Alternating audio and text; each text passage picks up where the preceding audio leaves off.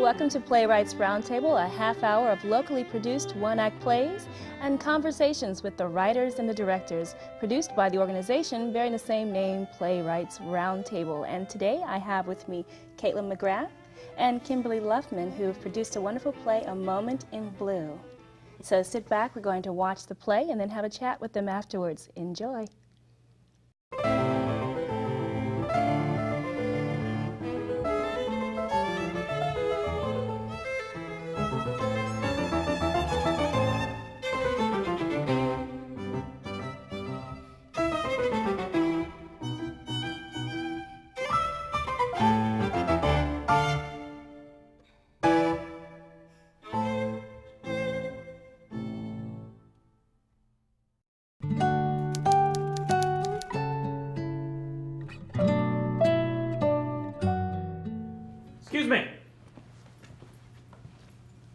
Excuse me, ma'am. Yes? Museum will be closing in about 10 minutes. Honestly, what time is it? About 6:51. Jeez. Just wanted to give you fair warning, ma'am. How long have I been here? Pardon? Oh, no, I wasn't really asking you. I was just really asking you. Almost 2 hours. Oh, 2 hours. You must think I have absolutely nothing better to do with my life. I didn't say... Oh, no, I think I were crazy, too, if I weren't me. Well, ma'am, you might have had a better experience if you'd explored a little more. You know, in the other room, we That's do not offer... what I meant. I just meant... Look at this painting. The Chagall? Yes. Lovers in Blue. Yes. Have you ever seen anything like it before? I'm sorry, was that meant to be a serious question? Right. Sorry, poor choice of words. What I meant to say was, look at that scene. It's so perfect. The woman caresses her lover's cheek gently as they kiss in a swirl of blue. It's a very nice painting. Yes, but it's more than that. Tell me about the background. The background? Yes. Ma'am, I really don't mean to be a pest, but the museum will be locking its doors very shortly. If you enjoy analyzing paintings, Just we have a group. humor me, please. It'll only take a minute.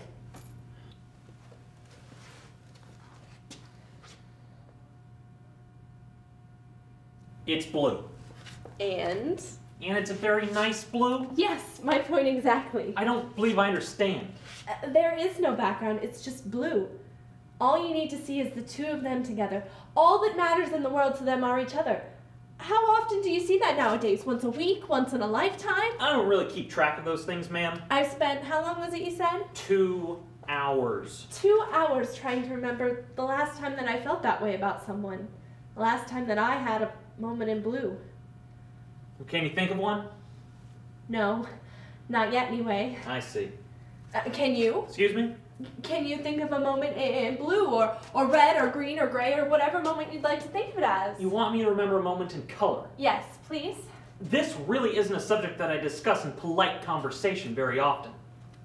I am sorry, was that too personal? I'm sure it was. I apologize. You don't even know who I am and you're answering personal questions. It's perfectly fine. No, it's not. I'm sure I've made you uncomfortable. Have I made you uncomfortable? You can't make me feel uncomfortable. Not true. I can be very intrusive sometimes.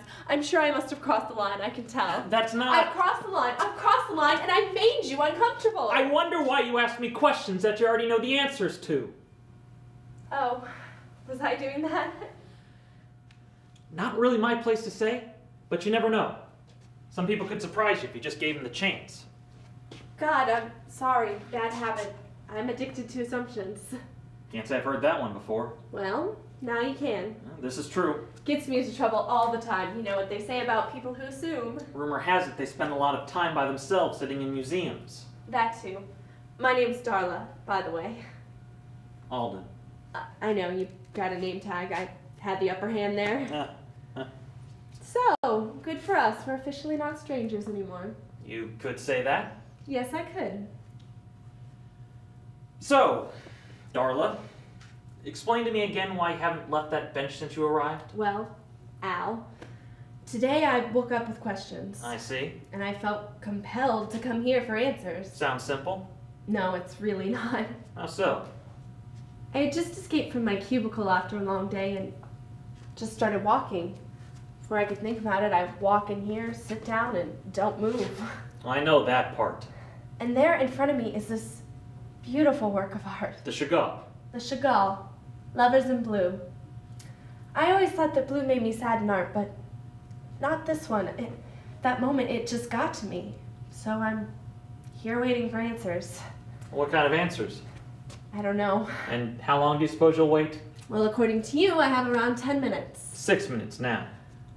I know they're coming, the answers. I know they'll come. That's what? I never have. What?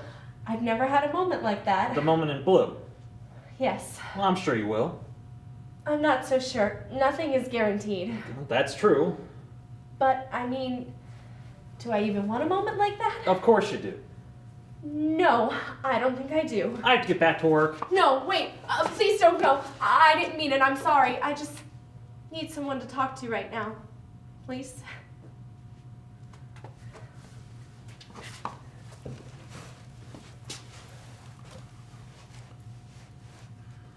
I do. I do? You're right, I do. I want a moment in blue. Oh. But I'm engaged. Congratulations. Thank you. It just happened this morning. When you started having questions? Yes, that was after I discovered the Post-it. The Post-it? The Pop the Question Post-it. On a Post-it? It was on my door. It said, I love you, be home late tonight. Will you marry me? Oh, God. Well, we always wrote notes to each other when we were in a hurry, so I guess I should find it romantic in a way, but it wasn't... Blue. Oh no, James is never blue. James is fun. James is cheerful, but James is not blue. Are you blue? You're actually the first person I've told about the engagement. I mean, I haven't even told my own mother yet. Not exactly the way I picture my engagement day going. No offense, Al. None taken. It's cute, right? The Post-it? I mean, I never wanted to be that kind of girl who had her whole life planned out. Go with the flow, right? Then why haven't you said yes? What? I never said I hadn't said yes. Have you? No. Ah. Why can't I say yes, Alden? What kind of answers did you come here looking for, Darla? I don't know. I think you do. Now who's asking the questions that they already know the answers to? I guess it's spreading. The addiction to assumptions? It's not bad, as far as addictions go. I'd say. Mine was green. What? My moment was in green. I lost my wife 2 years ago to cancer. I'm sorry. Don't be. It's life. But still, you should hate me for trying to get this information out of you. I can't believe I pried. I can't believe May that I finish? Yes. The first time I held her hand, it was green. That moment where nothing else matters but the one other person in the universe with you. It was just Julie and me. I haven't found anyone who can make me feel that way since, but one day, when I'm ready to find it again, I'll make sure that I do. Alden. You'll never find green in a Post-it. But I do love him. Sometimes love alone doesn't guarantee people happiness. If you've never had what you see in that painting, you have to know that happiness will not follow you into another exhibit. I don't know. Well, the museum will be closed in about a minute. It's up to you whether you want to find a new painting. Find that moment in blue. Wait, Alden, you can't go yet. The museum can't close, not at a time like this. Alden, I don't have my answers yet. No. You do.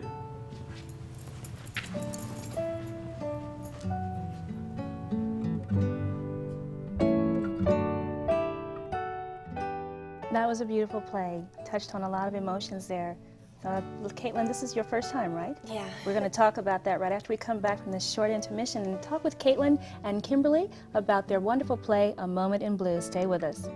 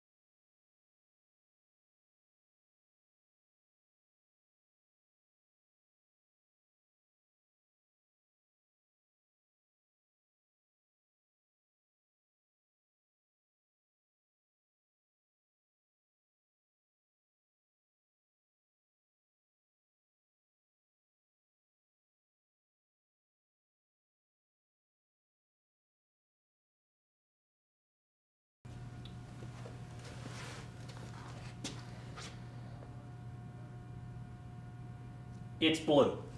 And? And it's a very nice blue? Yes, my point exactly. I don't believe I understand. There is no background, it's just blue. All you need to see is the two of them together. All that matters in the world to them are each other. How often do you see that nowadays? Once a week? Once in a lifetime? I don't really keep track of those things, ma'am. I've spent, how long was it you said? 2 hours. 2 hours trying to remember the last time that I felt that way about someone. The last time that I had a moment in blue. You've just seen another quick clip from A Moment in Blue, written by Caitlin McGrath and directed by Kimberly Luffman. Now, before the break, I mentioned that, Caitlin, this is your first time. You're not new to playwrights. We've had you on as an actress many times, but this is your first time writing a play. How was that experience for you?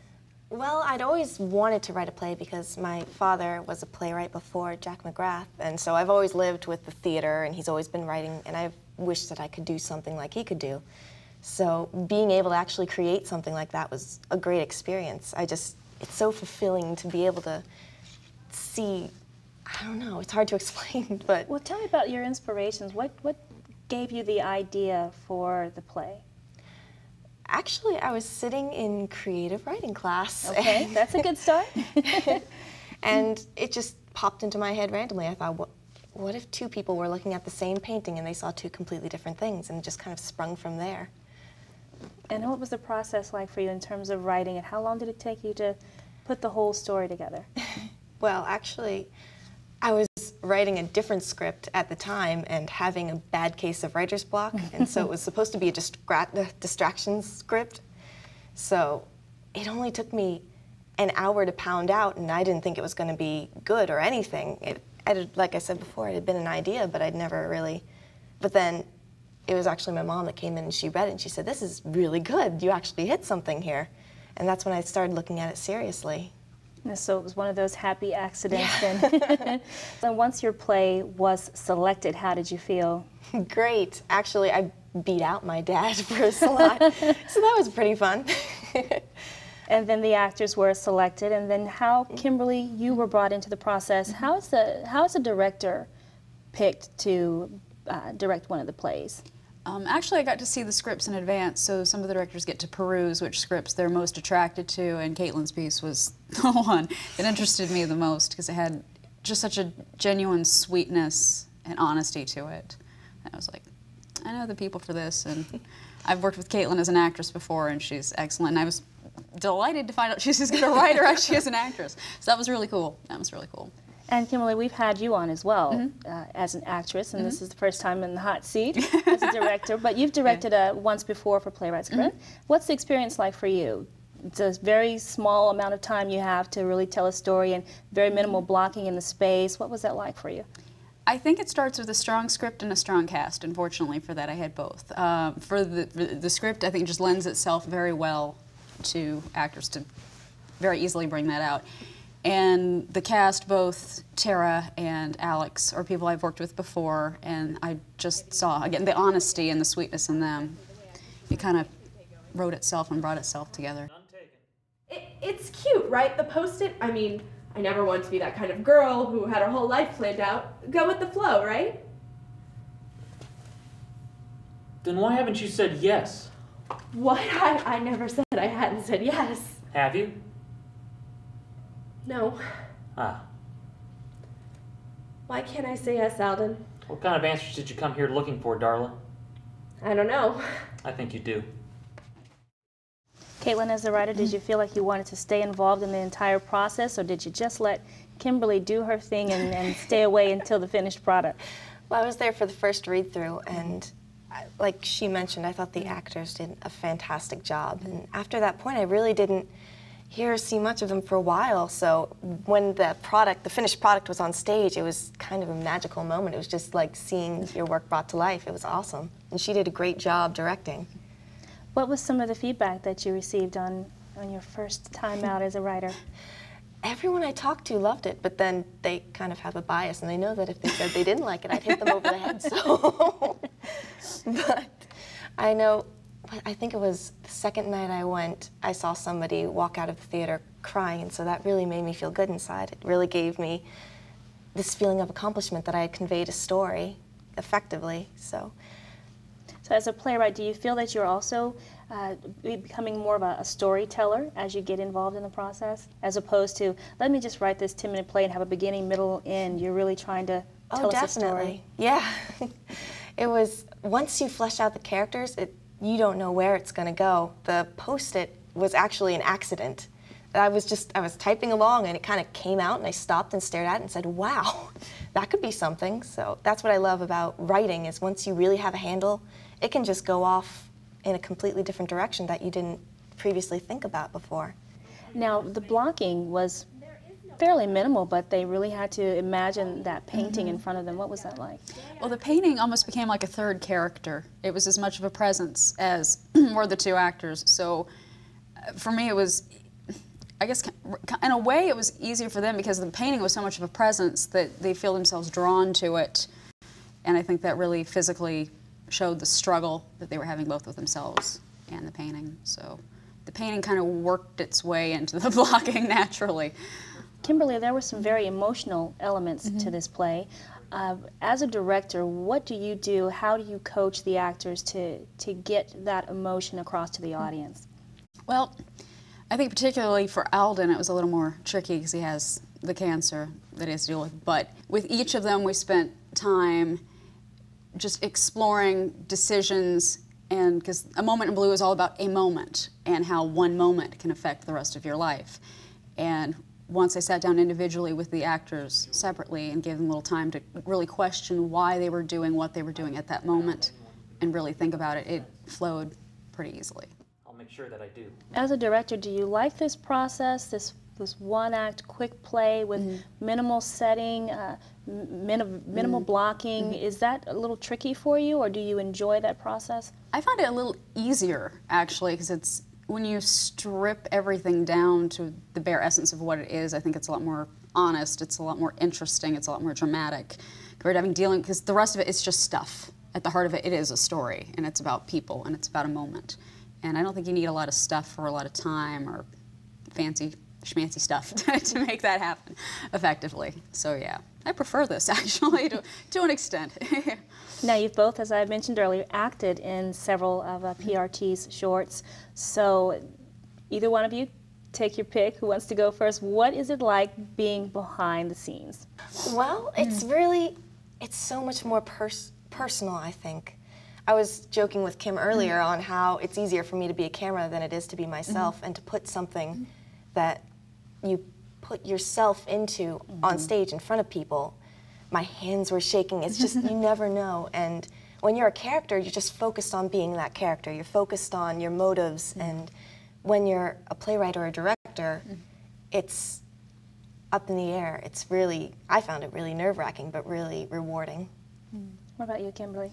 I think there's a lot more responsibility to the play as a whole versus, again, being an actor. I mean, not that you're not responsible for the show, but it's not just you, it's both of them, and it's the story, and it's the sets, and it's really putting together. I think there's a lot more responsibility, and it is a little more nerve-wracking, because this is, I mean, I feel a responsibility to the playwright to make sure that I've shown it as well as I can, as well as to the actors, and there's, yeah, it's more nerve-wracking. There's a lot more. It's like, everyone's gonna see it, so, yeah. Well, it's great to talk to you both, because like I said, I've always watched you acting in these roles. So I'm wondering if you have any words of inspiration for those who are looking to write and direct for these plays, and how they can get involved in Playwrights Roundtable. For you, Caitlin, I know for you this was, you got the end with your father, but you still had to come up with your own voice and discover your own talent for the writing part of it. What would you want to tell budding playwright who may want to get a start in Playwrights Roundtable? Well, I guess the only thing I can really say is you just got to start. You just have to start writing. Once you start creating something, you can always go back and mold it later, but you have to have some kind of place to start, and then once you have that thing completed, you can go off and do so many awesome things with it. So it's really worth the effort that you put into it. A lot of people I know are afraid to just, well, maybe not even afraid, but they feel like they don't have any time or they don't have any good ideas, and it's nice to just put what you have onto the page. Kimberly, you've been with the organization for a little longer. How's the experience been for you in terms of the growth process, and do you think that this is a good environment for those who are looking to get into the theater? Absolutely, absolutely. Playwrights Roundtable has always been very encouraging to the playwrights, the directors, the actors. It's been a very collaborative process. It's a very nurturing environment, and if you feel I mean, they're looking for new people all the time. If you feel the need to write, direct, act, perform, anything like that, just, again with Caitlin, go for it, you know? And PRT is a great place to start for that. We'll put the info up at the end of the program so that people can come and join, because it's always nice to have new faces and talk to new people and get their experiences. Caitlin, Kimberly, thank you for A Moment in Blue, and I look forward to seeing more work coming from you soon. Thank you. Thank you for joining us on Playwrights Roundtable. We'll see you next time.